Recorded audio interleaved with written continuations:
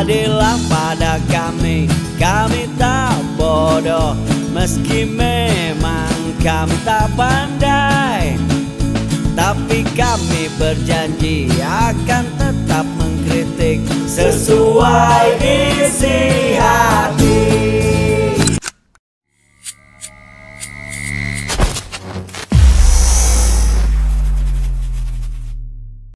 Bismillahirrahmanirrahim. Assalamualaikum warahmatullahi wabarakatuh. Waalaikumsalam warahmatullahi wabarakatuh. Mohon maaf lahir dan batin kepada seluruh teman-teman pemirsa RZ Channel ya. Iya. Ini Syawal ya, masih Syawal. Masih Jadi Syawal. masih bisa berhalal bihalal kita ini walaupun jarak jauh.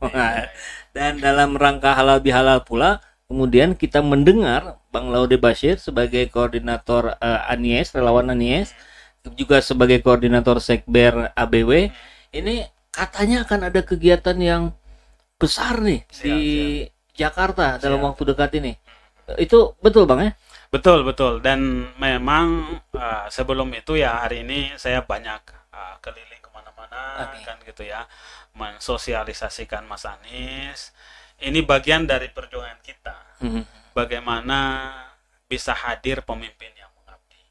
Tentu saya ingin mengajak seluruh anak bangsa, mari kita memilih pemimpin berdasarkan pertimbangan-pertimbangan yang rasional objektif. Marilah kita semua punya kriteria-kriteria hendak seperti apa pemimpin yang nanti akan kita pilih, kita hadirkan untuk menjadi pemimpin kita guna memajukan Indonesia. Oke, menarik nih Bang. Kalau bicara tadi rasional dan objektif. Betul. Ini bisa lebih dikonkretkan Bang? Ya, jadi pertimbangan-pertimbangannya adalah setiap kita kan Akang punya hak, saya pun punya hak. Seperti apa tipikal pemimpin? Ya kita bisa susun pertimbangan itu yang terukur. Misal seorang pemimpin itu kan, ya dia pemimpin levelnya, dia manajerial. Ya tentu harus punya kemampuan ide gagasan yang besar. Kemudian bagaimana menurunkan ide dan gagasannya itu dalam desain operasional.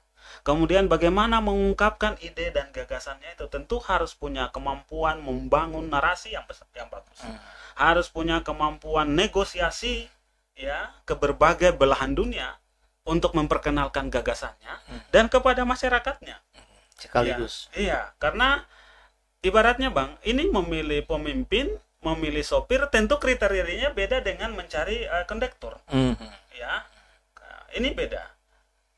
Tukang sapu kita yang membantu di rumah, asisten, tentu beda dengan kita mencari istri. Ya. Nah, beda kriterianya akan gitu. Maka ya levelnya begini, jangan kita mencari yang levelnya kerja kan gitu ya, tanpa kemampuan bagaimana membangun ide dan gagasan, menarasikan, kemudian memperkenalkan, melakukan lobby.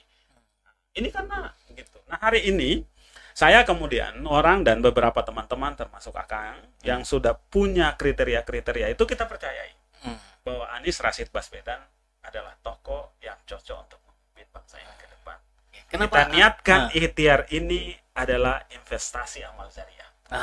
Investasi amal jariah. Investasi amal jariah. Kenapa saya sampaikan seperti itu? Kalau lahir Anies Rashid Baswedan, kemudian sebagaimana dibuktikan, dicontohkan di Jakarta, beliau mengabdi. Ya, bermanfaat untuk masyarakat, bermanfaat untuk anak cucu kita. Ini kan investasi. Insya Allah menjadi pahala kita. Amin. Ya, kita niatkan ini dengan baik, kita lakukan dengan cara-cara yang baik, ya, untuk sebuah tujuan yang baik. Maksimal kita kerjakan, biar kurang-kurangnya Allah yang sempurnakan. Masya Allah, ini udah kayak ustadz aja ini. Hari Jumat. Hari Jumat. Iya. Baru habis dengarkan hati. Oh gitu ya. Baik Bang. Dan dalam rangka tadi sudah keliling baik lewat media sosial maupun langsung, tentu rencana yang tadi disebutkan akan ada pertemuan besar. Betul. Ini kita lihat ada gambarnya di sini. Hadirilah. Kita besarin deh dikit. Nah, di sini. Hadirilah temu kebangsaan relawan Anies Baswedan, perubahan untuk keadilan sosial, 21 Mei 2023, Tenis Indoor Senayan, ABW Sekretariat Bersama Kolaborasi Relawan. Ini menarik Bang, karena saya baca ini ada temu kebangsaan. Biasanya kan temu nasional, temu apa ini Ada maksud tertentu kah dari nama kebangsaan yang diusung ini? Ya, kita terilhami dari kata kebangsaan. Ya, kita ini kan sebagai bangsa itu menghargai heterogenitas bangsa ini. Oke. Menghargai banyaknya suku bangsa ini. Menghargai kebinekaan bangsa ini. Relawan Mas Anies ini tipikalnya seperti itu. Tujuan kita yang sama. Ya.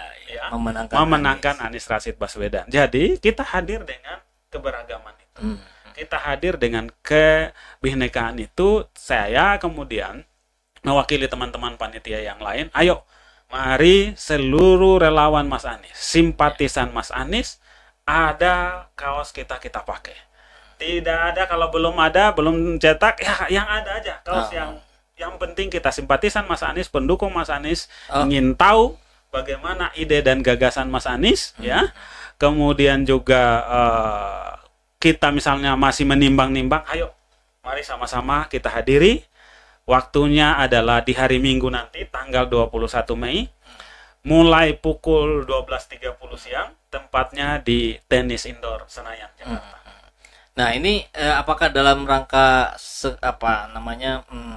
halal bihalal kah, atau memang ini saat yang dirasakan membutuhkan konsolidasi relawan, atau ada pertimbangan lain? Ya, mencakup semua. Oke. Tapi yang terpenting adalah begini.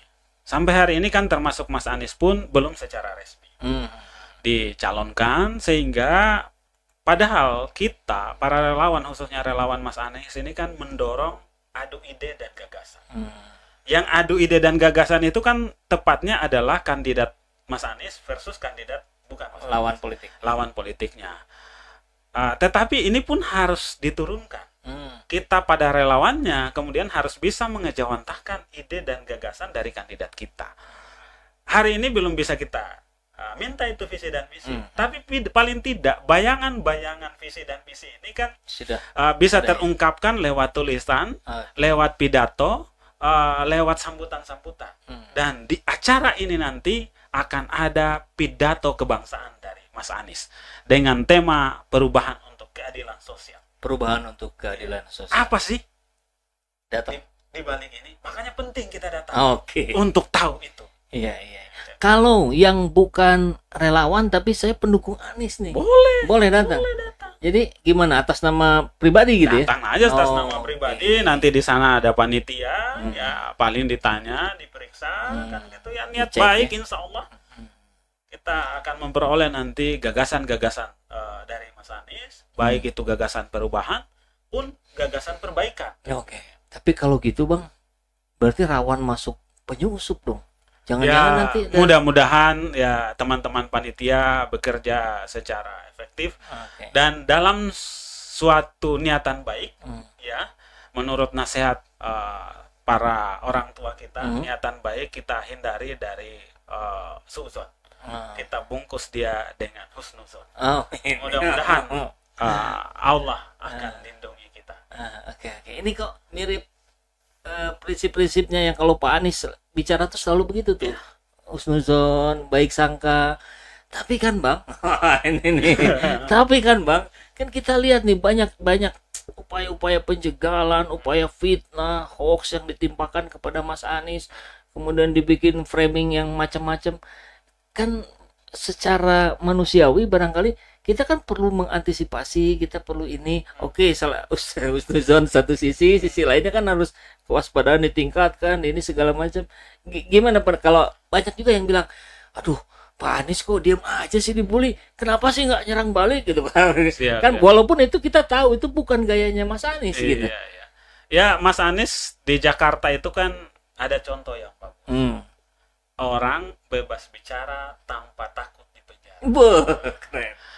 Dan kemudian kalau kita belajar dari Mas Anies, ya, saya kemudian menyimpulkan dan menyampaikan kepada teman-teman relawan, kita ini mensosialisasikan Mas Anies dengan senjata yang kita beri nama Trisula. Trisula itu kan 3 katanya ya. Yang pertama adalah serangan darat. Ya, yang sekarang kita lakukan kemana-mana, Yang Bang Laude sekarang tiap hari keliling Indonesia itu ya. Ketemu kan gitu, itu mensosialisasi secara langsung. Oke. Yang kedua, serangan udara. Apa yang sekarang Abang dan saya lakukan, ya bagaimana lewat media sosial, lewat media online, ya, lewat media portal-portal berita tersampaikan informasi tentang Mas Anies. Yang kita sampaikan adalah baik secara pertemuan langsung maupun secara melalui media udara. Yang kita sampaikan adalah kebaikan Mas Anies. Yang kita sampaikan adalah track record Mas Anies. Yang kita sampaikan adalah ide dan gagasan Mas Anies. Jauhi fitnah, jauhi hoax. Jauhi menyerang pribadi-pribadi lawan. Kalaupun kita harus membandingkan, ya itu karena kita mencari yang terbaik. Sandingkan dan bandingkan Anies dengan lawannya. Mari kita bikin daftar tentang prestasi, tentang kebijakan, tentang penghargaan, tentang pendidikan, tentang karakter, itu boleh. Yang ketiga, saya istilahkan serangan langitan. Doa kepada Allah.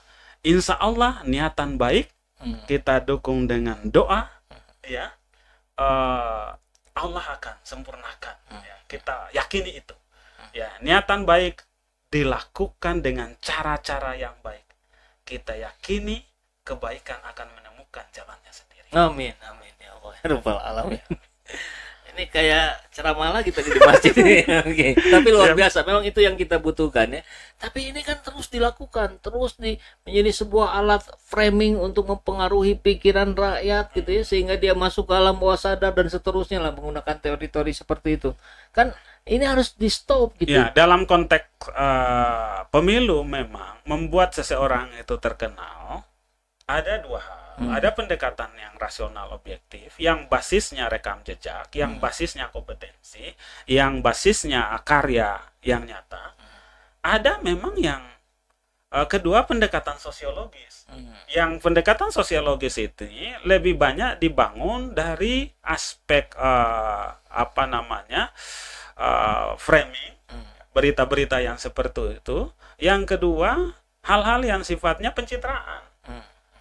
Untuk menjadi populis itu dua tadi. Satu, orang populis karena karyanya, karena bagus, karena karyanya. Kedua, dia populis karena pencitraan. Ya, yang melakukan framing berulang-ulang, yang melakukan langkah-langkah pencitraan berulang-ulang, ya tentu ini pasti kemiskinan ide dan gagasan, kemiskinan karya, kemiskinan prestasi. Kalau Anies Rashid Baswedan bukan di sini, bukan di pencitraan wilayahnya. Anies sangat, kalau kita mau list daftar karyanya, walaupun baru satu periode 5 tahun, saya sangat siap untuk beradu, disandingkan dan dibandingkan dengan yang sudah 8 tahun memimpin suatu daerah, kan gitu 10 tahun bahkan jalan 10 tahun. Nah, yang menarik itu adalah ketika yang memperhatikan, yang menyimak, yang mencermati diskusi-diskusi seperti ini kan, saya kira kalau pakai perbandingan jumlah rakyat Indonesia minoritas, mayoritasnya mereka tidak menonton ini, mereka kemudian ada di berbagai pelosok yang mungkin sebagiannya juga agak terkendala dengan media sosial, dengan media mainstream sekalipun, dan informasi-informasi yang sampai ke mereka kan bisa jadi tidak sesuai dengan apa yang sebenarnya terjadi. Kira-kira apa yang akan dilakukan oleh relawan Anies untuk menjangkau orang-orang yang karakteristiknya seperti barusan? Membangun demokrasi, dan kita semua yang terbaik adalah bagaimana demokrasi yang bangun itu, yang hidup di negara kita itu adalah demokrasi yang substansial. Demokrasi yang basisnya ide, gagasan, karya.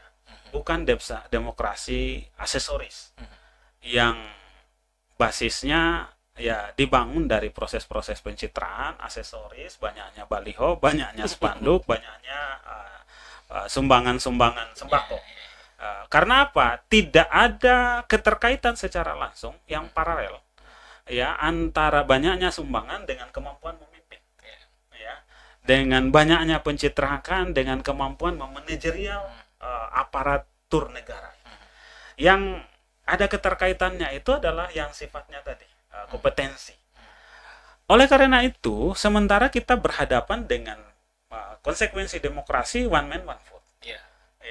Suara profesor tetap sama dengan suara kalangan yang bukan profesor. Suara yang mempertimbangkan sesuatu untuk memilih dengan pertimbangan-pertimbangan sejumlah kriteria, dengan yang tidak pakai kriteria datang asal coblos sama saja. Sama. Maka yang paham, yang mengerti, yang menginginkan demokrasi Indonesia ini tumbuh dengan penuh kualitas, tugas kita adalah, tugas saya, tugas abang, tugas para tokoh yang paham, tugas para akademisi, tugas para media untuk mencerdaskan bangsa ini. Ya. Ada pernyataan teman-teman tokoh-tokoh di luar sana, saya pegang itu menyatakan begini, bahwa politik uang atau politik yang basisnya demokrasi aksesoris tadi itu akan tumbuh pada masyarakat yang tingkat pendidikannya rendah dan tingkat ekonominya lemah. Maka pemimpin yang terpilih dengan basis demokrasi aksesoris itu akan cenderung mempertahankan dua hal tadi. Masyarakat yang tetap dipertahankan punya ketergantungan dalam sisi ekonomi, maka yang selalu dia berikan adalah bantuan dan sumbangan supaya masyarakatnya tidak mandiri. Kemudian ya, tingkat pendidikannya rendah. Sekarang masih kita cek di negara Indonesia ini, dari provinsi paling barat ke provinsi paling timur, dari paling utara sampai paling selatan, yang paling banyak IPM-nya terendah itu di provinsi mana? Ya, indeks sumber daya manusia. Kemudian yang paling banyak kategori masyarakatnya berada pada kategori masyarakat miskin, rentang miskin, dan hampir miskin. Itu pada masyarakat mana? Terbanyak adanya di provinsi mana? Disitulah akan tumbuh subur politik pencitraan. Oke. Dan mudah-mudahan setelah itu seperti yang tadi Bang Laude sampaikan, pada pulang kampung lagi, kembali ke tempat masing-masing, menyampaikan apa yang sudah dialaminya, mendengar pidato langsung dari Mas Anies, kemudian disebarkan lagi. Dan bisa kita internalisasi, bisa kita pahami. Insya Allah yang hadir, katakanlah 10 orang yang hadir. 10 orang ini kemudian menjadi corong, menjadi marketer semua ya, akan ide dan gagasannya Mas Anies. Maka penting untuk kita ramaikan, kita hadiri temu kebangsaan relawan Mas Anies ya, pada hari Minggu tanggal 21 Mei 2023 dimulai pukul 12.30 bertempat di indoor tenis Senayan Jakarta. Baik. Ya, mudah-mudahan sahabat AJ Channel semua yang sudah tahu informasi ini sebarkan juga ke semua yang diketahui. Baik, sebarkan ya? Kebaikan. Sebarkan ini. Kebaikan ini. Tadi Abang amal jariah. Investasi amal jariah. Masya Allah. Terima kasih sudah datang lagi ke tempat ini dan menyebarkan informasi kebaikan. Makasih, Pak. Jazakallah khairan syukur. Alhamdulillah. Assalamualaikum warahmatullahi wabarakatuh. Salam perubahan dan perbaikan. Salam perubahan.